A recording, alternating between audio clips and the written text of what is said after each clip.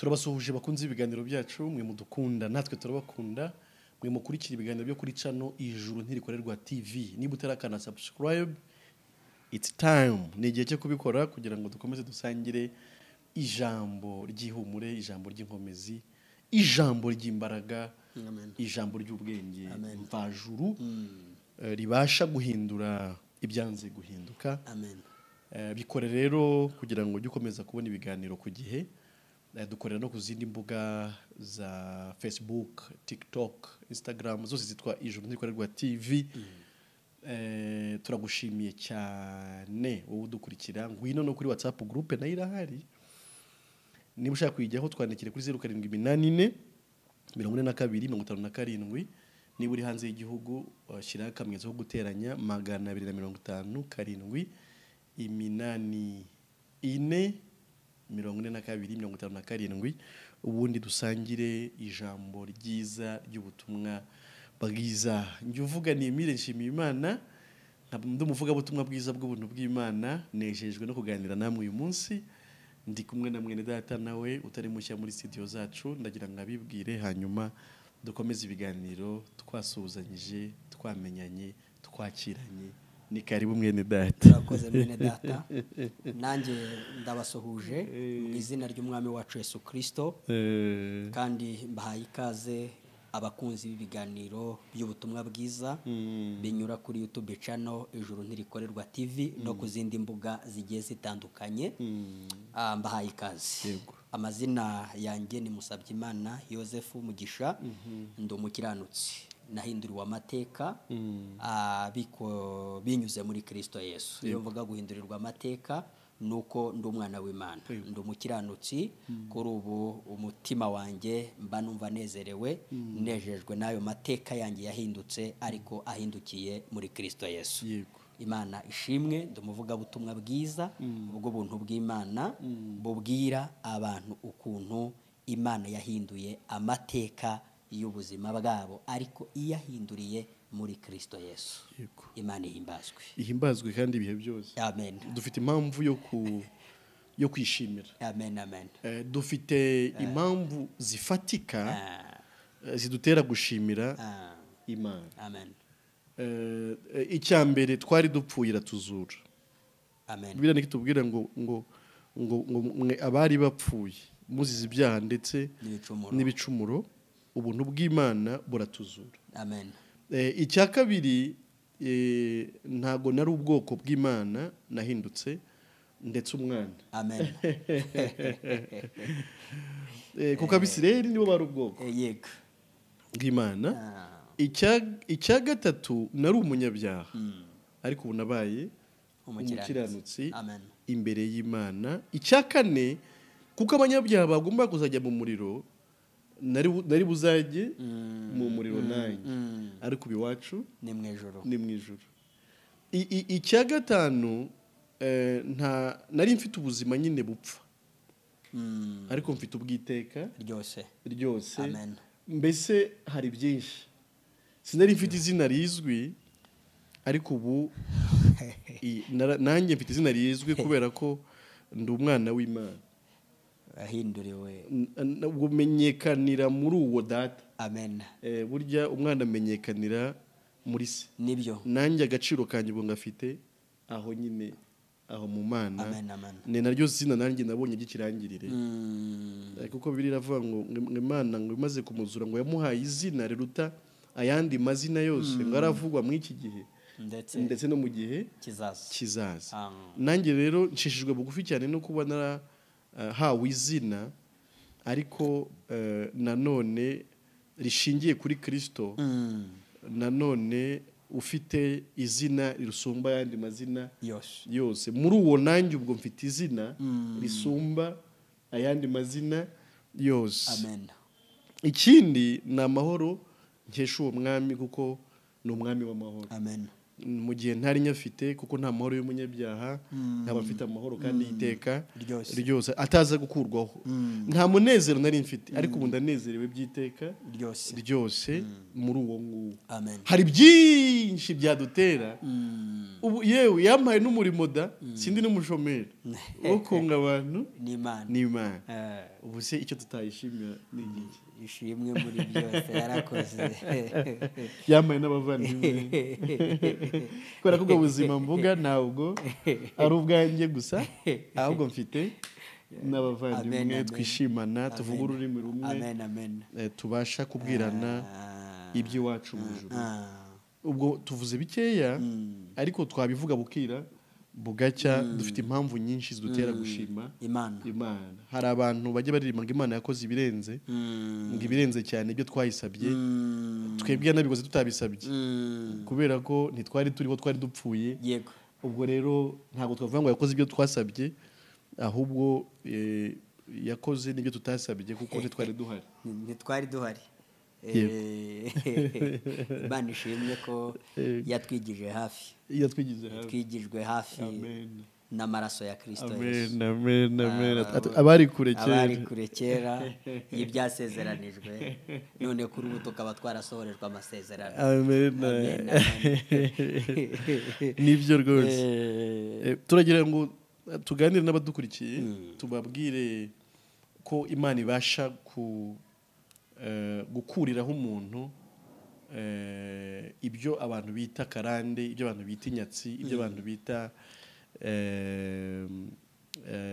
amateka mabi akurikirana abantu aciye mu miryango ibyo byose turagira ngo tubwire abantu ko Imana ibasha kubikuraho igahindura ibyanze guhinduka wowe babwiye ko uzamera gutya kubera ko iwanyu ariko bamera we babwiye ko utazatunga kubera ko iwanyu batajya batunga we babwiye ko utazubaka urugo rwiza kubera ko iwanyu batubaka urugo rwiza we babwiye ko utazabyara kubera ko iwanyu batabyara wowe mbese babwiye byinshi ko utazarama umuryango we wanyu ngo urakenyuka yego n'ibindi twiwacu nta bayobozi bajya bahava nta wize wahaturuka turashaka gusenya iyo mivumo yose wanyuze hari mwakorora inkari n'ikirondwe kigeze kihagera umuryango w'iwanyu ati wapi ati narabikurikiranye kuva kera ntayigeze ihagera tuya ngo dusenye ibyo bintu kuko niba muri Kristo turi byaremwe bishya n'ubuzima bugomba kuba bushya nibyo bugomba kuba bushya mwene sibyo se nibyo rwose Imana ishimwe rwose kuko urumva niba Imana yaravuze ngo turi abami ndetse n'abatambyi hari ukuntu biba bizwi ngo ubundi abami bava mu muryango w'abami runaka w'abami ariko noneho turagira tukubwire ngo muri Kristo twahindutse abami mbese bitarashobokaga hashingiye ku muryango dukomokamo hari umuryango kuri ubu dukomokaho ku Mana waduhesheje kuba abami amen ubu rero waduhesheje kuba abami wanaduhesheje n'ibindi byose bya cyami kuko ibwami nyine ibwami nta nzara ibwami nta kwiganyira ibwami nta kwibaza uko ejo bizamera umwana w'ibwami umwana w'ibwami ntajya abaririza ngo inzara ngo bimeze gute oya nta mwana w'ibwami utizaho minerivare izaturuka izaboneka oya ahubwo bamuhitiramo ishuri azigamo ryiza akwiye kwigamo naho ubushobozi ibwami buhari ntibujya buburayo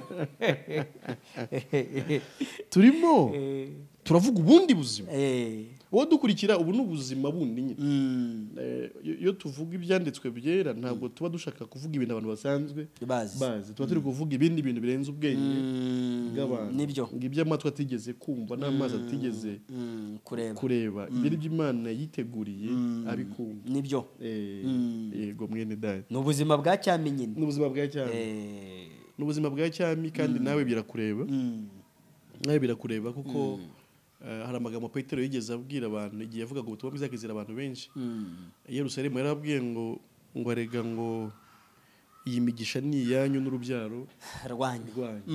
Yababonye abantu buzura umwuka wera n'iki, ariko arabwira ati ibi ni ibyanyu n'urubyaro rwanyu. Namwe rero iyo migisha yose ibonerwa muri Kristo niyo abazamwizera bose. Niba utaramwizera wabikora aka kanya nawe ukagabana ku migisha yose. Niba utaranamenya icyo bamwizeraho nta kindi bakubwiye ko uzakora kugira ngo ube umukiranutsi ugakora byiza byinshi ukazagororerwa gukiranirwa ukazagororerwa n'ijuru, ariko tugenda tukubwire ngo uvuga kuri Adamu w'umunyabyaha ko kubw'uwo Adamu waguhaye kamere y'icyaha ntiwabasha gukiranukira Imana kugira ngo ube umuragwa w'ijuru ko gukiranuka kwawe. Yego. Ahubwo habonetse Yesu wakiranutse kuko ari ijambo wahoranye n'Imana nta cyari mu gitarimwe nawe. Amen. Yaje mu isi aca muri Mariya kugira ngo yambare umubiri w'abantu. Uwo niwe wakiranutse kubw'abantu. Arangije apfa n'urupfu twagombaga gupfa tuzira ibyaha. Igihano kiduhesha amahoro kiba kuri Yesu. Kumwizera bigukuriraho urubanza rw'ibyaha. Icyo ni kimwe. Icya kabiri ukambika umwambaro wo gukiranuka kwa Yesu. Nk'uko yambitswe ubunyacyaha atarakoze icyaha na kimwe ari ibyawe yishyizeho, niko nawe wambikwa gukiranuka kwe ntacyo gukiranuka wakoze ugahabwa ijuru ku bwa Yesu. Ibyaha byajyanye Yesu mu rupfu atarabikoze, gukiranuka kwe kwaguhesha ijuru ntacyo gukiranuka wakoze.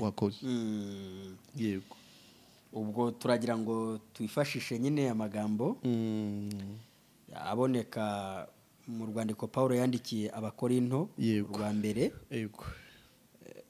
ibice 15. Duhere nko ku murongo wa 45. Yego. Tugeze ku wa 48. Yego. Tukasoma nta kibazo. Yego. Aha.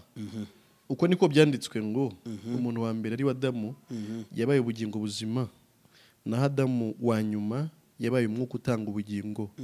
Ariko umwuka si ubanza, ahubwo umubiri ni ubanza hagaheruka umwuka. Umuntu wa mbere yaturutse mu butaka ari ubutaka, naho umuntu wa kabiri yaturutse mu ijuru. Nk'uko ubutaka ari niko abubutaka bandi bari. Nk'uko ubutaka ari niko nabo ubutaka bandi bari. Kandi nk'uko uw'ijuru ari niko n'ab'ijuru bandi bari. Amena. Wanyuma hano uyu wundi ukurikira 49 kandi nk'uko twambaye ishusho y'ubutaka niko tuzambara n'ishusho y'uw'ijuru. Amen. Yego. Turi gusobanura ku kigendanye na karande. Yego. Yuko abantu benshi batwaye mu mitima yabo mu ntekerezo zabo ko habaho za karande. Yego. Ndetse bamwe na bamwe bakagira abo bajya kwisengeshereza kugira ngo babakureho karande. Babakureho karande, babakorera deliverance, babakize gushaka kubi. Hakurikijwe ko mu mateka yo mu muryango abazi ko abantu batajya bubaka ingo ngo zikomere. Bagashyiraho n'imyaka ngo yo bigeze nko mu myaka 10 urugo rurasenyuka. Bigatuma rero babahamagara kugira ngo baze kubakiza karande. Nabo binjirira aho ngaho kubera ko ubwonko bw'umuntu burabika, ukabika ko nyine izo karande ari uruhererekane rw'uko imiryango yagiye ibaho.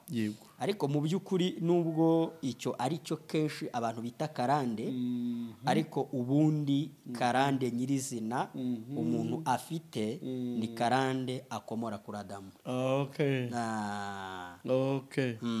Niyo karande. Nk'uko ubutaka ari niko nabo ubutaka bandi bari. Urumva ko umuntu ukomoka kuri Adamu yavukanye akamero ka Adamu n'ibibazo byo kwa Adamu.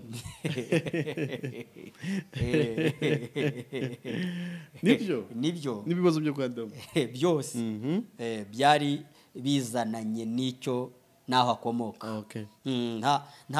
Ntabwo karande yo kuba umuntu yashatse rugasenyuka mu myaka runaka ntabwo byizingiye ku gace k'abantu bamwe gusa. Ni ikibazo isi yose ihuriyeho kubera ko abantu bose bakomoka kuri Adamu, kandi uko Adamu ari niko n'abamukomokaho bose bari.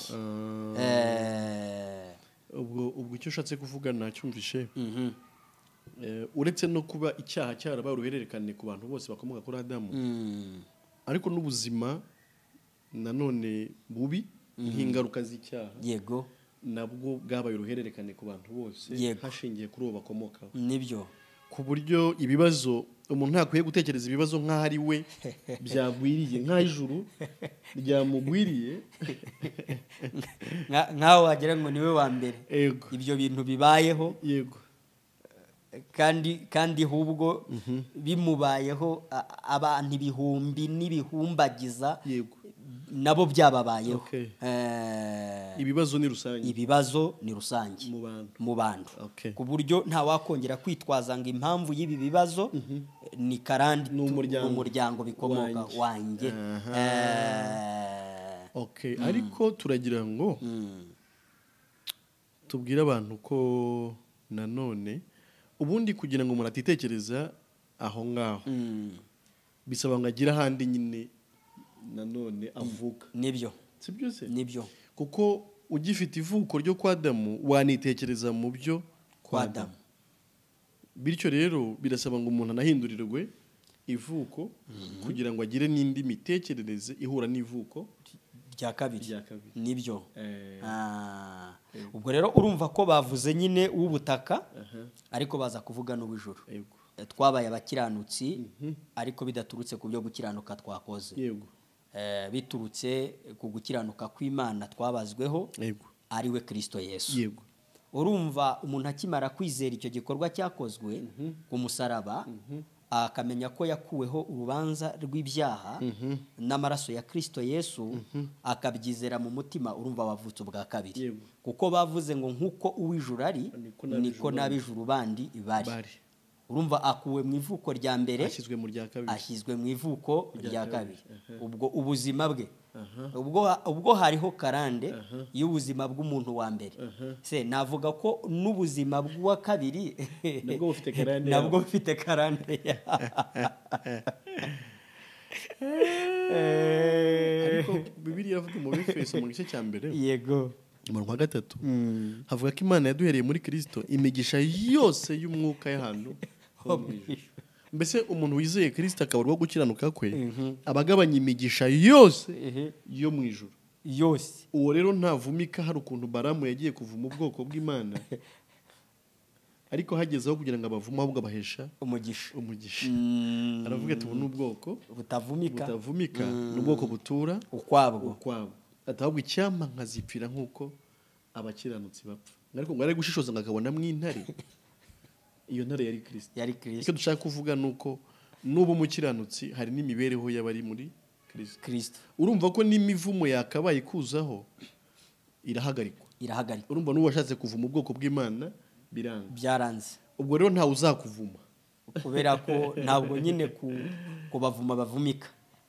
Ahubwo Aburahamu baramubwiye ngo uzakwifuriza umugisha nawe azahabwa umugisha.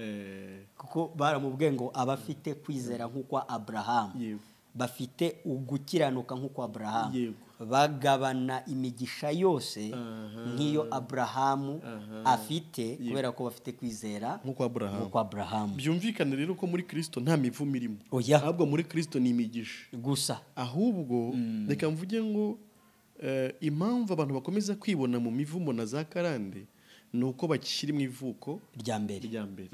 Ariko uyu munsi wemeye nawe ugacira bugufi iri jwi ry'ubutumwa bwiza, ukemera kumanika amaboko utsinzwe rwose, umenye ko udashobora gukiranuka ku bwawe ngo bizaguheshe ijuru, ukemera kubarwaho gukiranuka kwa Yesu, we wakiranutse bigakunda kandi ari we wabikorera, nawe uyu munsi wararana impano y'ubugingo buhoraho. Ukaba uriho utazanapfa cyane, ukaba uriho n'urupfu rutagirwufiteho urutabi, ahubwo uzi neza ko iwanyu ari mu ijuru, ko urupfu ruzakubera irembo rikwinjiza mu ijuru. Ibyo rero biraguhumuriza, ibyo bituma ubaho neza mu inosi. Kandi ikindi no kumenya ngo Uwiteka ari mu ruhande rwanjye. Ubwo ikibazo nk'ikibazo, aho hantu abantu batwumva, ikibazo nk'ikibazo, hari aho Bibiliya ivanga ibyago n'amakuba by'umukiranutsi ni byinshi, ngo ariko Uwiteka mutabara muri byose. ikibazo nk'ikibazo kigera ku mukiranutsi y'Imana yemeye ko kikugeraho aba ari ukugira ngo yerekane ubutabazi buturutse kuri yo. Ntabwo byari binaniye Imana ko yacisha Abisirayeli ahantu hatari ari inyanja itukura bava mu Egiputa, ariko se bari kumenya gute ko Imana igaburamo inyanja kabiri ahari inyanja hakaboneka inzira y'abanyamaguru bagatambuka? Ntabwo bari kumenya ko Imana yazana ibyo kurya mu butayu ahantu badahinga, ahantu nta kintu n'iki na kimwe ushobora kuhabona, ariko ukabona ibyo kurya. Ubwo bamenye ko Imana yanagabura aho n'ibyo kurya by'umuntu yashakishije bikanga, bari kubamenya ko Imana igaburira umuntu aho we kwihigira ibyo kurya byanze. Ubwo bivuze iki? Ariko ibintu turimo turavuga byose bivuze ko niba no kubaka ingo bisigaye ari igiteye ubwoba ndetse bisigaye ari gishishana, reka mvuge ngo ubwo hatari hari inzira hagomba kuboneka inzira uko byamera kose. Nibyo koko uramutse ubirebye mu buryo busanzwe wabona ko bigoye, wabona ko utanamenya ngo ese nakora iki kugira ngo ngire urugo ruzima. Ariko tujya tubwire ngo wowe babwiye ko nawe utazabishobora, muri Kristo byarashobotse, byaremeye. Kuko n'ubundi yaba Uwiteka atari wubaka inzu, abubatsi abubakira ubusa. Niyo mpamvu nimba rugiye gushingira ku cyubahiro cy'Imana, humura ruzakomera cyane.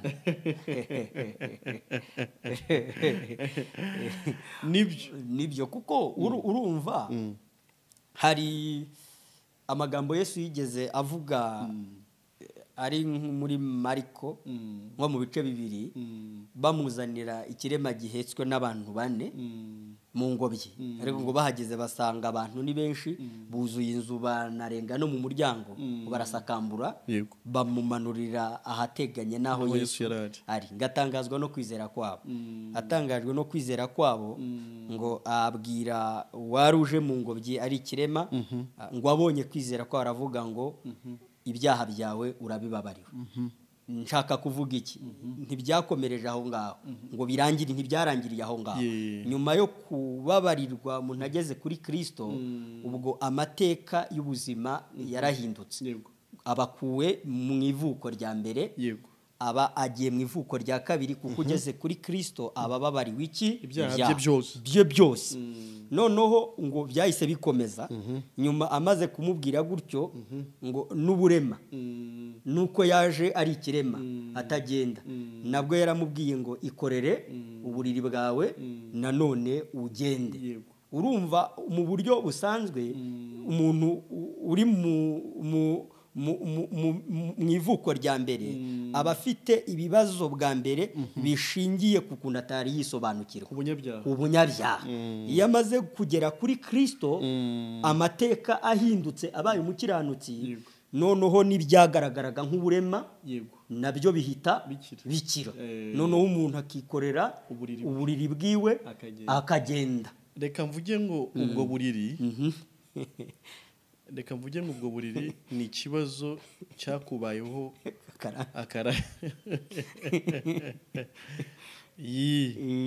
mbese yahoraga aryamye ubwo nyine kubwo buriri. Yego. Ku buryo n'abamujyanye bamuteruranye nabwo n'ingore. Mbese navuga ko ni ikibazo ariko kiba kimeze nk'icyabaye irangamuntu muri portemone.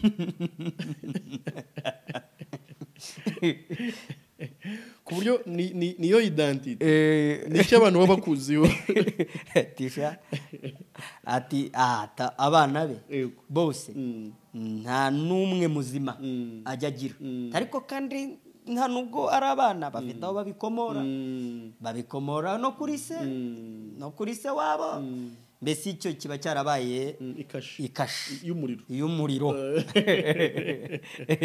Turashaka kuvuga rero ngo ibyo bintu byose iyo umuntu ageze kuri Kristo birahinduka, ariko kuri Kristo ikintu cya mbere umuntu akura ni imbabazi z'ibyaha. Nibyo ari nawo mugisha uruti yindi yigisha yose, kuko Dawidi avuga amahirwe niyo yavuze. Abivuga muri Zaburi ya 32 guhera ku mirongo ibanza wa mbere wa kabiri gutyo na gatatu. Ariko iyo tugarutse mu Baroma 4 6 7 8 Pawulo arongera akabigarukaho. Ariko n'ubundi avuga ko ari Dawidi wabivuze ngo hahirwa umuntu wabariwe ibicumuro bye ibyaha bye bigatwikirwa, hahirwa umuntu utaka atazabaraho icyaha. Yego. None rero uwo muntu wamaze gusingira ayo mahirwe n'ibyamutwazaga igitugu, ibyantwazaga igitugu yarabimbatuye. Yego. N'ibyagutwazaga igitugu arabikubatura byose, kuko biba ubundi se kuba imbata y'ikintu ni ukuba kikwicaye hejuru, uyobowe nacyo, utabasha kwinyagambura, utariho ubuzima bwawe ahubwo uriho ubuzima bw'icyo kintu. Nibyo uvuze gutyo ribuka ya magambo Yesu avugwa ngo yagiye agirira abantu neza kandi no gukiza atwaza igitugu. Urumva Satani atwaza abantu igitugu. Nukuri atwaza abantu igitugu, abantu badukurikiye, no ku mpamvu z'uko abantu bavuga ko bari ubuzima banise karande.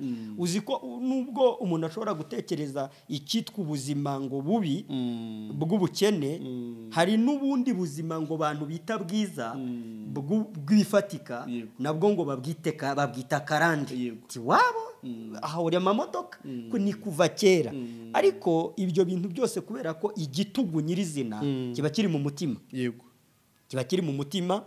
Noneho navuga ngo ubwo amateka yahindutse binyuze mu kugira neza kwa Yesu, umuntu amaze gukira ababariwe ibyaha, aba anatuwe imitwaro y'ibyo Satani yamutwazagaho igitugu. Aruhuka mu kuvuga ngo mu muryango wacu ntibatunga, mu muryango w'iwacu nta wiga, mu muryango w'iwacu nta wubaka inzu ya sima. Ibyo bintu abantu benshi barabigira. Tubonereho no kubwira abantu kuri iki kintu kigendanye no kuvuga ngo karande, kuri iki kintu kigendanye no kuvuga ngo bagukize deliverance, bashingira kuri uko kuntu nyine nawe wubatse ibintu kuri ubwo bwoba bw'imibereho. Cyane ko uramutse unakoze, tuvuge nk'umucuruzi, bimwe bikanga, burya ntibikakubuze gukora ibindi. Yego. Kuko hari n'igihe mu buryo Imana ibishaka, ibyo wewe watekerezaga atari ibyo Imana ibona ko byakubera byiza. Yego. Ndabivugira iki? Ba Petero baraye baroba ijoro ryose kugeza mu gitondo ntibagira icyo bafata. Yesu ahageze arababwira ati bimeze bite? Se hari ikintu mwaronse? Ati twara ijoro ryose ntitwafata. Arababwira ati none muterere iburyo. Baraterera barafata. Bari banze no kubikora. Atareka ariko bari wowe ubivuze reka tubikora. Icyo ushatse kuvuga ni iki? Kuba hari ibyanze byinshi, hari n'igihe Imana yabishimye kugira ngo none izaguha ibindi, ubone ko bitavuye mu mbaraga zawe ahubwo bivuye mu mbaraga z'Imana. Nibyo. Suko uri umunyamwako ahubwo niko Imana yabishimye. Kuko nanone ari ikintu tugomba kumenya the will of God, cyangwa se kumenya ubushake bw'Imana mu kintu. Ikintu kikubayeho ntugahita ukibona nk'ikije kugirira nabi, ahubwo hita umenya ngo isi Imana yashatse ko nigamo iki. Ntabwo wakwiga ntabikwigisha bihari. Ubwo akaba ari naho Yakobo yavuze ngo mwemere ko ari iby'ibyishimo nimugubwa gitumo n'ibibagerageza by'uburyo butari bumwe. Si byose nibyo mureke kwihangana usohoza umurimo wako. Icyo ushaka kuvuga nuko ibibazo biramutse binahari ntago Imana yagutaye, kuko Imana yavuze ko itazatererana umukiranutsi wayo. Umusore none ndashaje, sinigeze mbona umukiranutsi yicwa n'inzara cyangwa se urubyaro rwe ngo rusabirize. Icyo dushaka kuvuga nuko Imana iba mu ruhande rw'abakiranutsi bayo. Icyo wabona kitagenze nk'uko ugishaka, ubundi se ubwirwa n'iki ko kugishaka ariko kwiza kuri wowe? Mu kubaha Imana turavuga ngo byose bibe uko ushaka bye kuko twebwe dushaka. Ndashaka kuvuga rero ngo twirukanizo ibyo twakwita karande, kuko nta karande ku mukiranutsi. Oya, nta karande ku mukiranutsi, kubera ko ari amagambo Dawidi yavuga, yaravuze ngo ubwo tewe mu rugo rw'Imana bazashishira mu bikari by'isumba byose. Aravuga ngo kandi bazagumya kwera. Yego.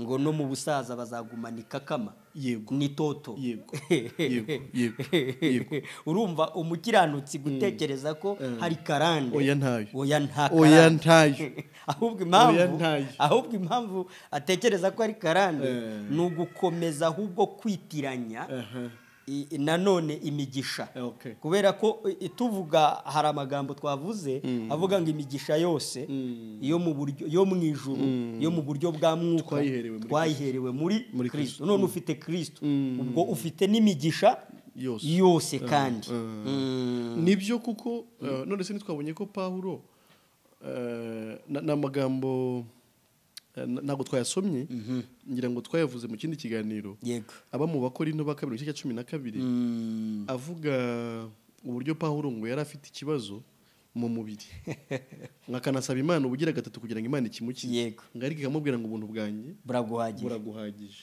kubera ko imbaraga nke ziri z'umuntu niho imbaraga z'Imana zuzurira nibyo bivuze rero ko Imana yashima ko uba unyura mu buzima butakunejeje yego mu buryo bwawe ariko iyo izi neza ko ariho aho ngaho nyine ariho ahubwo imigisha yawe mbese tubona imigisha mu bibazo none se ntabwo aho nyine muri icyo gice uvuze ariho avuga ngo yavuze ibintu nka bitatu yaravuze ati icya mbere nzajya nishimira intege nke zanjye ku bwa Kristo ariko nishimire n'amakuba ndishimira n'ibyago no kurengana urumva noneho we yavuze ati ibyago bije amen kurengana bije amen intege nke zibonetse amen kuko nzarushaho kugenda mbona imbaraga z'Imana ariko tuvuga intege nke turashaka kuvuga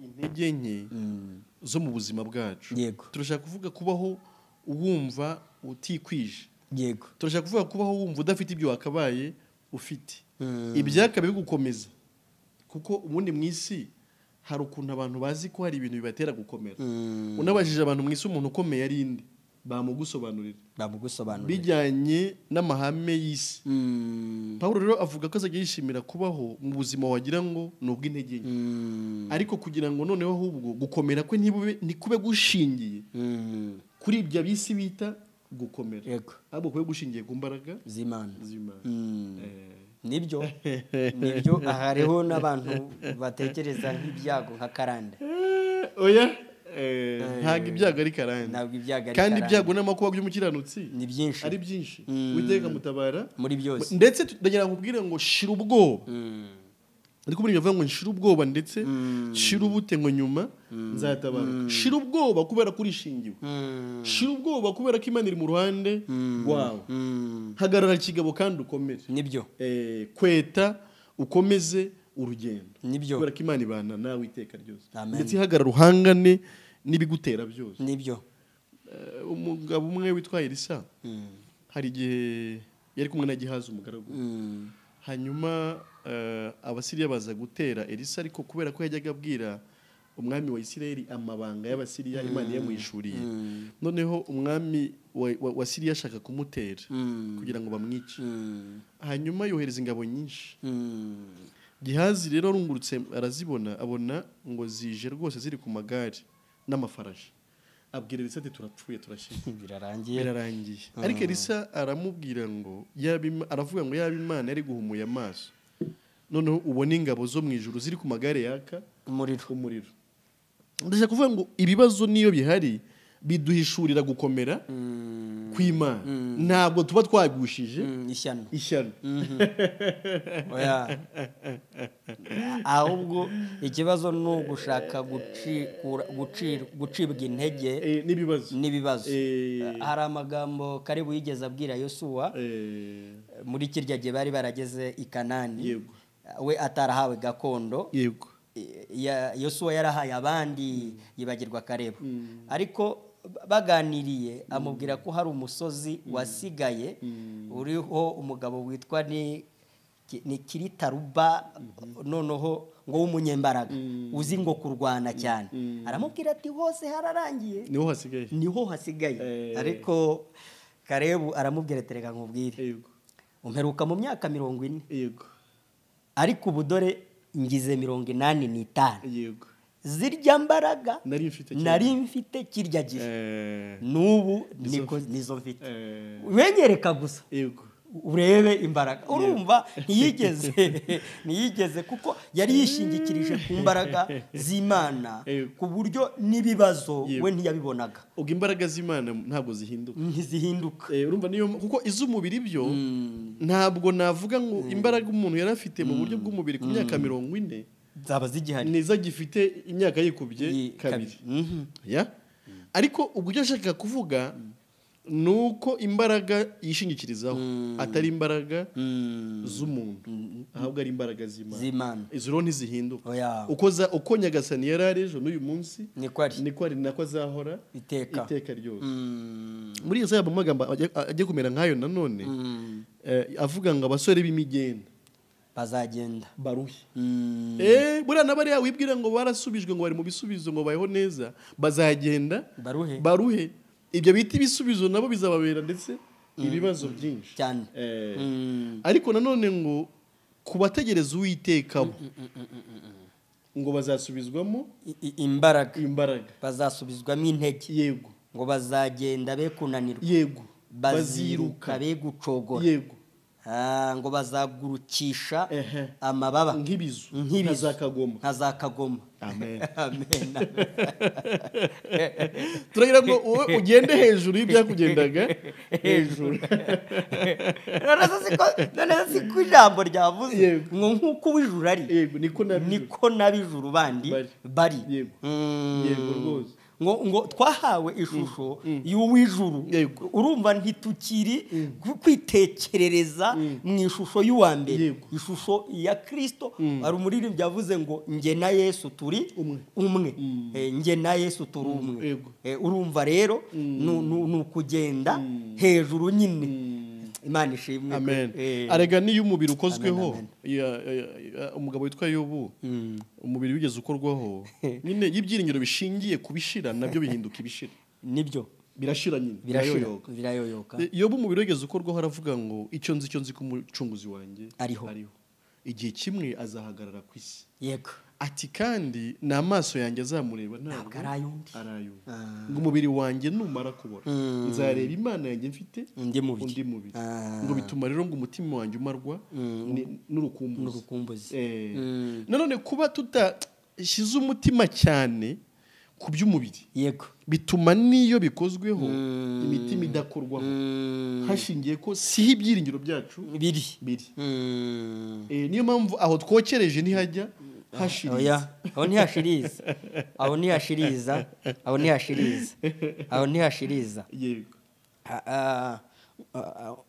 no kuguma gusa ahubwo kuba mu murongo w'icyo ngicyo kuko ari amagambo Yesu yabwiye Natanayeli kirya gihe Yesu yamubonaga ari munsi y'igiti cy'umutini wamugezeho aravuga ngo mbonye umwisiraheli nyakuri yego ufite umutima utarimwo uburiganya. Natanayeli ngo yaratangaye ngatangazwa nuko Yesu yamubonye ariko ari munsi y'igiti cy'umutini. Ariko Yesu yamubwiye amagambo nabwo nkunda avuga ngo wijejwe nuko nkubwiye ko nakubonye uzabona ibiruta nkurikira wowe gusa uzabona ibiruta ibirenze nibyo nukuri muri Kristo biremera muri Kristo birashoboka kubaho umuntu adateraganwa n'imiyaga n'imiraba. Nibyo Yesu nawe yaciye umugani aravuga ngo hari abantu babiri ariko umwe amwita umuswa undi amwita umunyabwenge. Aravuga ati ikintu cyagaragaje abo bantu nuko bose bubatse ariko umwe ngafata inzu ye ayubaka ku musenyi undi ayubaka ku rutare. Noneho rero ngo imiyaga n'imiraba biraza kugira ngo bipime zanzu ngiyo ku musenyi kugwa kwayo kwabaye kunini cyane iyo ku rutare yakomeje gukomera. Umuririmbyi aravuga ngo twikomeze ku rutare ngo nawe ahandi ni ku musenyi. Urumva rero ko abubatse kuri Kristo inzu zabo ntizijya zinyeganyezwa ntabwo zinyeganyezwa niba nshaka kuvuga inzu nashaka kuvuga n'ikindi kintu cyose umukiranutsi abasha gukora yishingikirije kuri Kristo n'ubundi agikora atekanye umutima we uri amahoro ntabwo anyeganyezwa imiyaga ntiyabura tukiri mwiza imiraba ntiyabura tukiri mwiza ariko Kristo tujya dutanga ikiganiro mushize kivuga ngo aturisha imiraba yose yo mu buzima bwacu yego bavuze rero ngo nkuko twambaye umubiri ishusho y'ubutaka niko tuzambara n'ishusho y'uwijuru mu yandi magambo imibiri dufite nayo tuyikomora kuri Adamu nibyo ariko twabikiwe n'indi mibiri reka mvuge ngo niko gucungurwa kundi dutegereje nibyo ariko guhindurwa kw'imibiri yacu aho rero noneho tuzaba twinjiye mu mwuzuro w'ibyo Kristo yadufatiye amen ariko tukiri na hano ibyo bitubera inkomezi ibyo bitubera ihumure ibyo bitubere ibyiringiro bizima bidakoza isoni mu gihe ab'isi byabayobeye umukiranutsi akwiye kuba akomeye yewe ntabwo bakwiye kubaho hari imvugo zimenyerewe zo kubaza umuntu uti bimeze bite ati we ti byaranze ti nta kigenda ti ibintu birakomeye nibyo by'iki gihe ntabwo umukiranutsi ari iby'iki gihe ahubwo ni ibyo muri Kristo nibyo byo muri Kristo hari n'ahandi byanditswe bivuga ngo ugushikamijeho umutima uzamurinda abe amahoro masa kubera kakwiringiye bivuze rero ngo ushikamije umutima kuwiteka nta karande nta nyatsi nta mateka y'ibyakera ahubwo akomeza kwibwira ubuzima bushya yaherewe muri Kristo Yesu ahubwo noneho akavuga ngo uwiteka ni umwungeri wanjye sinzakena anjyana iruhande rw'amazi adasuma agasubiza intege mu bugingo bwanjye andyamisha mu cyanya cy'ubwatsi bubisi ngo ni ukuri ngo kugirirwa neza n'imbabazi bizanyuma iminsi yose ngo naho nanyura mu gikombe cy'igicucu cy'urupfu sinzatinya ikibi cyose kubera ko icyo gikombe cyaba ibibazo ibyo ari byo byose ariko naho nanyura mu gikombe cy'igicucu cy'urupfu sinzatinya ikibi cyose kubera ko ntabwo igikombe cyo cyabura cyo kirahari ariko naho umuntu yakinyuramo yewe no mu rupfu rwaho ntituzatinya kubera ko tuzajyanamo na Nyagasani nibyo akomeza kuvuga ngo nk'inshimbo yawe n'inkoni yawe nibyo bimpumuriza turakwifuriza ihumure riva ku Mana amen turakwifuza gukomera biva ku Mana turakwifuriza amahoro aturuka ku Mana turakwifuriza gutsinda ariko utsindiye mu Mana turakwifuriza kubaho neza ubikomora ku Mana turakwifuriza kunesha ibyakuneshaga turakwifuriza gusenya no kubomora no gukuraho karande zose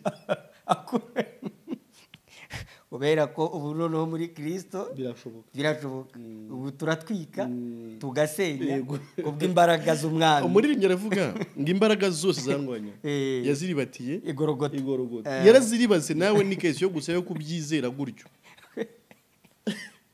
ngo n'ibisigisigi byazo nta bubasha bigifite ugakubita hasi ukabigenda hejuru nawe nibyo